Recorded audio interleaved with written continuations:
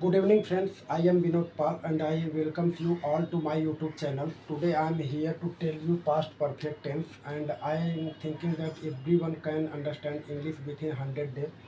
तो दोस्तों मेरे YouTube चैनल पे आपका स्वागत है। बेसिकली मैं आज आप लोगों को पास्ट परफेक्ट टेंस के बारे में बताने वाला हूँ। पास्ट परफेक्ट टेंस जो इसके नाम से ही दिख रहा है कि पास्ट है और ये परफेक्ट भी है।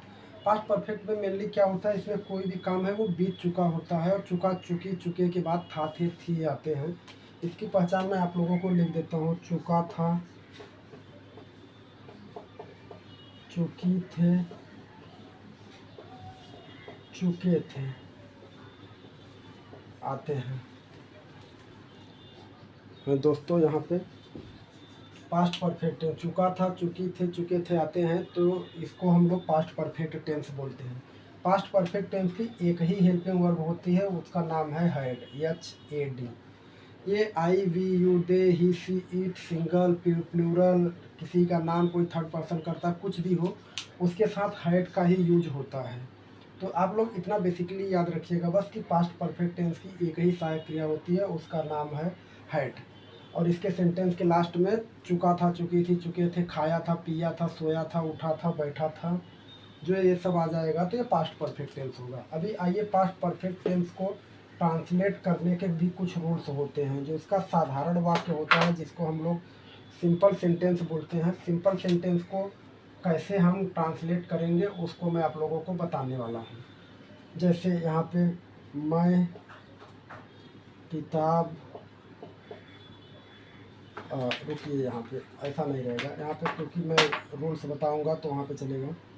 मैं किताब पढ़ चुका था, वह घर जा चुका था, राम सो चुका था।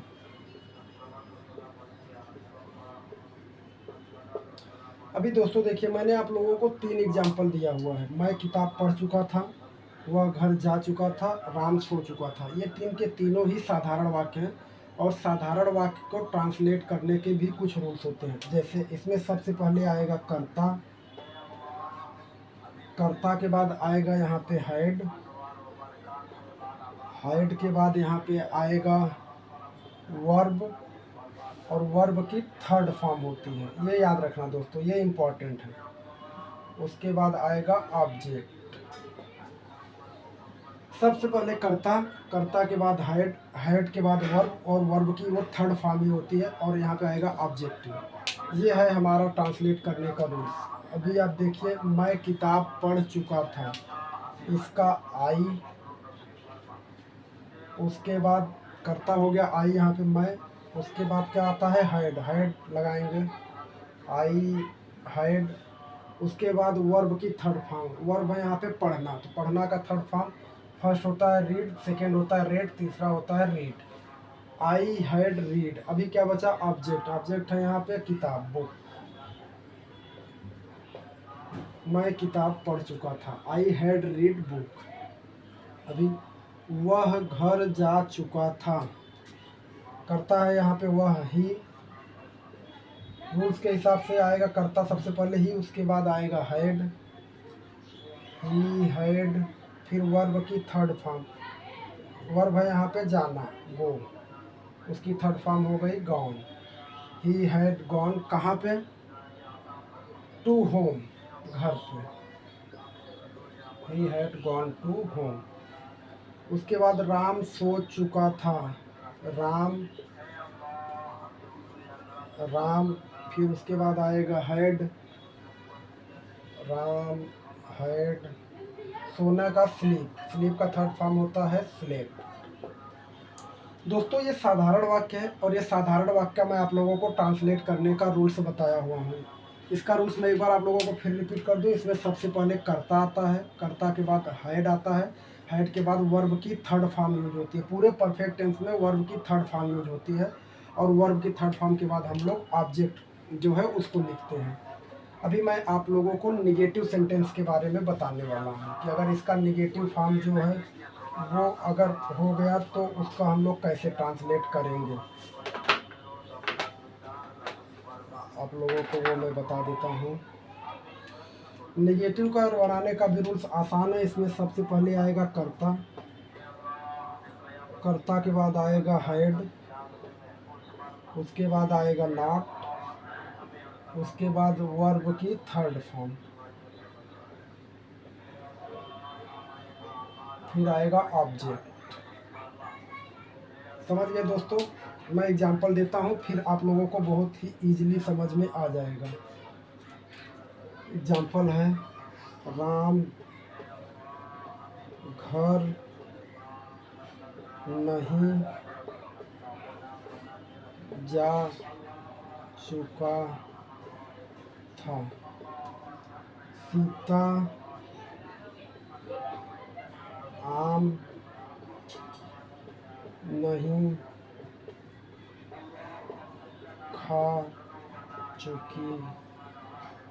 खा चुकी थी, मैं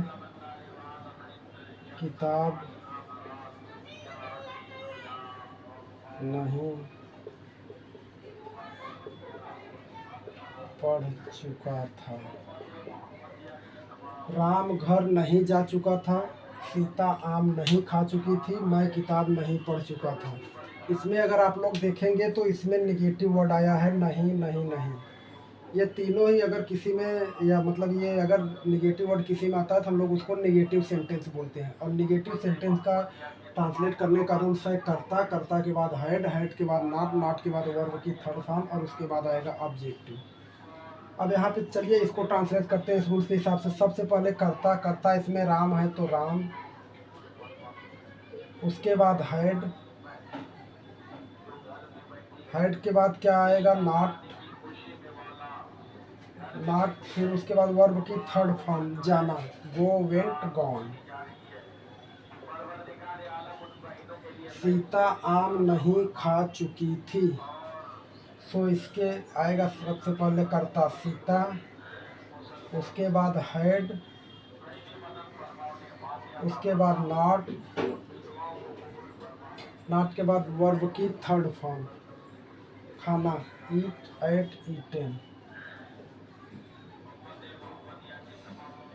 मैं किताब नहीं पढ़ चुका था, यहाँ पे कर्ता मैं है तो आई, फिर हेड, उसके बाद नॉट, पढ़ना का रीड, रेड, रेड। अभी ये हो गया निगेटिव सेंटेंस। निगेटिव सेंटेंस का ट्रांसलेट करने का रूल्स मैंने आप लोगों को बताया। अभी मैं आप लोगों को बताने वाला हूँ इंट्रोगेटिव सेंटेंस। अगर इंट्रोगेटिव सेंटेंस है तो उसका ट्रांसलेट करने का क्या रूल्स होता है।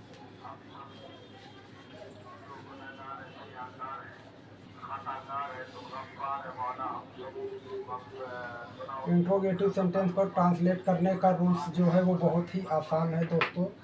यहाँ पे सबसे पहले जो है वो हेड आता है, उसके बाद कर्ता आता है, उसके बाद वर्ब का थर्ड फॉर्म आता है, उसके बाद आता है ऑब्जेक्ट। मैं कुछ क्वेश्चन दूंगा एग्जाम्पल, तो आप लोगों को समझ में आ जाएगा। जैसे मैं बता दूं यहाँ पे, क्या राम घर जा चुका था, क्या सीता आम खा चुकी थी, क्या वह सो चुका था, क्या वह सो चुका था।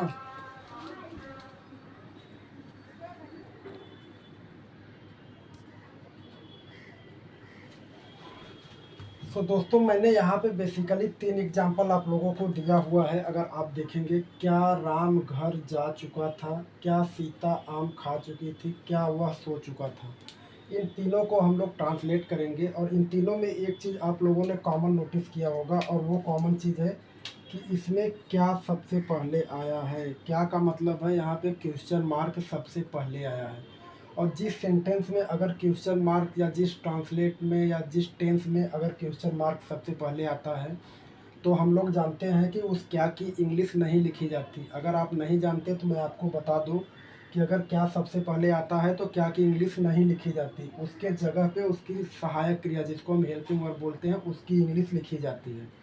तो ये रूल्स है। हेड, कर्ता, उसके बाद वर्ब की थर्ड फॉर्म, फिर ऑब्जेक्ट। आइए देखते हैं। इसके हिसाब से ये होगा हेड, करता है यहाँ पे राम, हेड राम।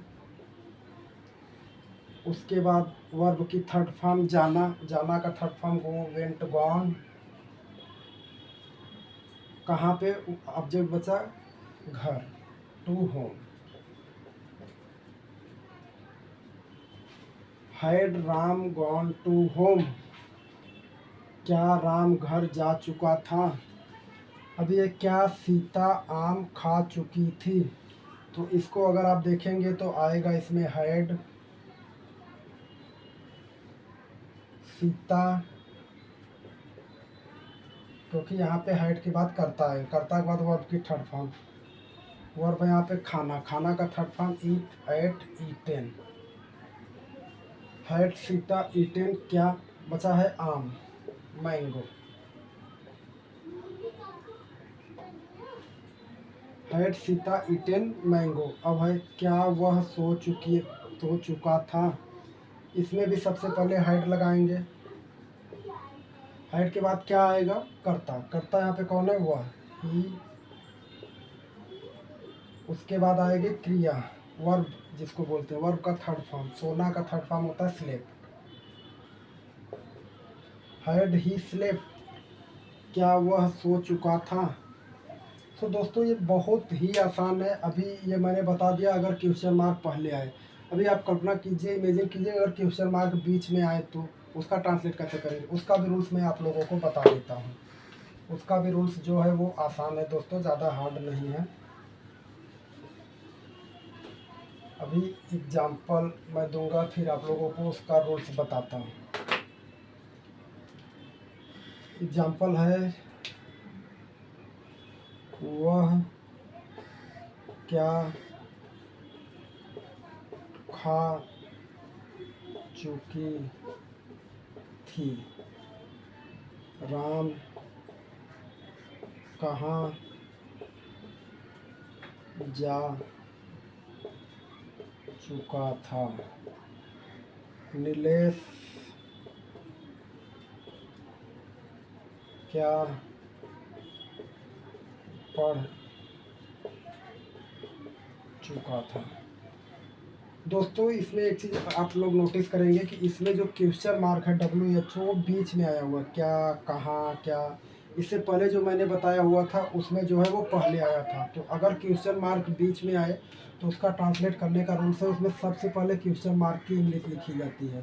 तो इसके पहले जस्ट WH मैंने लगा दिया है। WH का मतलब यहाँ पे है क्वेश्चन मार्क। अभी इस रूल्स के हिसाब से आइए इसको ट्रांसलेट करते हैं और देखते हैं कि इसका इंग्लिश कैसे बनेगा।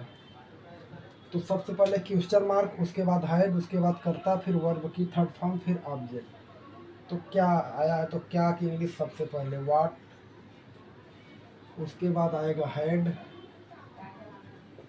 फिर आएगा कर्ता, कर्ता इसमें है वह, सी, उसके बाद है खाना, eat, ate, eaten. What had she eaten, वह क्या खा चुकी थी। अभी है राम कहाँ जा चुका था। तो क्वेश्चन मार्क इंग्लिश सबसे पहले आएगी यहाँ पे, जैसा मैंने बताया है। कहाँ की इंग्लिश WHERE, वेयर। उसके बाद हैड, फिर आएगा कर्ता, करता है यहाँ पे राम, वेयर हैड राम, फिर जाना, third form gone, where had Ram gone, हो गया। अभी नीलेश क्या पढ़ चुका था, अभी इसमें भी क्वेश्चन मार्क है, तो क्वेश्चन मार्क की इंग्लिश सबसे पहले तो आएगा, क्या की इंग्लिश आएगी, व्हाट, फिर हाइड, फिर नीलेश, पढ़ना की इंग्लिश होगी red, read, red, what, hide, Nilesh, read. तो दोस्तों बहुत ही इजी और आसान तरीका है, मैंने आप लोगों को बता दिया कि अगर क्वेश्चन मार्क बीच में आए तो उसकी इंग्लिश कैसे लिखी जाती है। अभी आप लोग सोच रहे होंगे कि अगर क्वेश्चन मार्क और नेगेटिव सेंटेंस ये दोनों आ जाए साथ में तो उसकी इंग्लिश कैसे लिखी जाएगी। उसका भी बहुत ही आसान है दोस्तों, मैं आप लोगों को वो भी बता दूं। अगर क्वेश्चन मार्क आप और नेगेटिव सेंटेंस साथ में आता है तो उसका भी ट्रांसलेट करने का रूल्स है। जैसे एग्जांपल दे दूं, राम क्या नहीं पढ़ चुका था,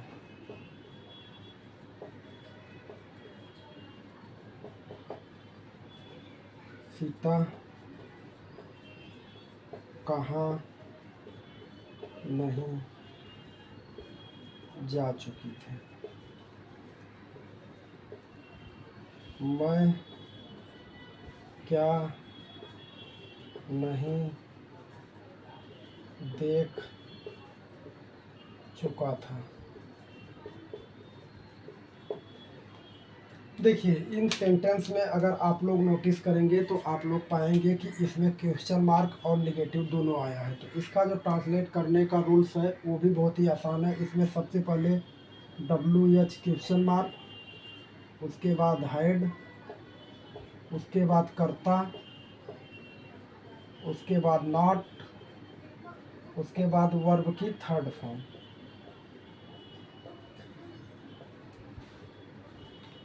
ये इतनी सारी चीज़ें करनी पड़ेंगी। सबसे पहले क्वेश्चन मार्क, उसके बाद हाइड, उसके बाद कर्ता, उसके बाद नॉट, उसके बाद वर्ब की थर्ड फॉर्म।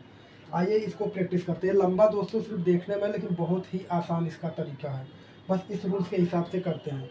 इसमें राम क्या नहीं पढ़ चुका था, तो इसमें सबसे पहले क्वेश्चन मार्क हमें क्या की इंग्लिश लिखनी है। तो क्या के लिए हम लिखेंगे व्हाट, उसके बाद क्या करना है, हाइड लगा देना है, हाइड। फिर क्या करना है, कर्ता राम, कर्ता के बाद यहाँ पे नॉट लगाना है, व्हाट, हाइड, राम, नॉट। फिर पढ़ना बचा, पढ़ने की इंग्लिश होती है रीड, थर्ड फॉर्म भी रीड ही होता है। फिर से एक बार मैं रिपीट कर दूं। सबसे पहले क्वेश्चन मार्क व्हाट, उसके बाद हाइड, उसके बाद कर्ता राम, फिर नॉट, फिर वर्ब की थर्ड फॉर्म होती है रीड, वो मैंने रीड लगा दिया है। अभी देखिए सीता कहाँ नहीं जा चुकी थी, इसमें भी सबसे पहले कहाँ और नहीं आया, तो सबसे पहले कहाँ, वेयर, उसके बाद हाइड, कर्ता सीता, उसके बाद नॉट, जाना बचा, गॉन। मैं क्या नहीं देख चुका था, क्या और नहीं दोनों आया है। तो सबसे पहले क्या, व्हाट, फिर हाइड, फिर कर्ता आई, फिर नॉट, फिर देखना, सी सा सीन। मैं क्या नहीं देख चुका था। ये हो गया दोस्तों। अगर क्वेश्चन मार्क और निगेटिव दोनों आए तो उसको ट्रांसलेट करने का ये रूल्स है। दोस्तों आज मैंने आप लोगों को पास्ट परफेक्ट टेंस के बारे में पढ़ाया हुआ है। पास्ट परफेक्ट टेंस की साधारण वाक्य, जिसको सिंपल सेंटेंस या अफर्मेटिव सेंटेंस बोलते हैं, वो बता दिया। Negative sentence, interrogative sentence, interrogative plus negative, ये दोनों मैंने आप लोगों को बता दिया है। मेरा आप लोगों से एक अपील है, एक सजेशन है कि आप लोग इंग्लिश डेली कुछ न कुछ सीखने की कोशिश कीजिए। और जैसे मैं टेंस पढ़ा रहा हूँ बस आप लोग उसका घर पे प्रैक्टिस कीजिए, आप लोग इंग्लिश बोलना जान जाएंगे। अगर कहीं भी कुछ भी डिफ़िकल्टी आती है तो मुझे कमेंट करके बताइए, मैं कमेंट ज़रूर पढ़ता हूँ और आप लोगों को ज़रूर मैं रिप्लाई करूँगा। दोस्तों मेरे अगर आप इस चैनल पर नए हैं तो चैनल को सब्सक्राइब करके बेल आइकन दबा दीजिए, ताकि अगर जैसे मैं वीडियो डालूँ तो आप लोगों तक पहुँचे। थैंक यू सो मच दोस्तों, मिलते हैं एक नए वीडियो में। आज के लिए बस इतना ही, चलिए बाय दोस्तों, मिलते हैं, जय हिंद।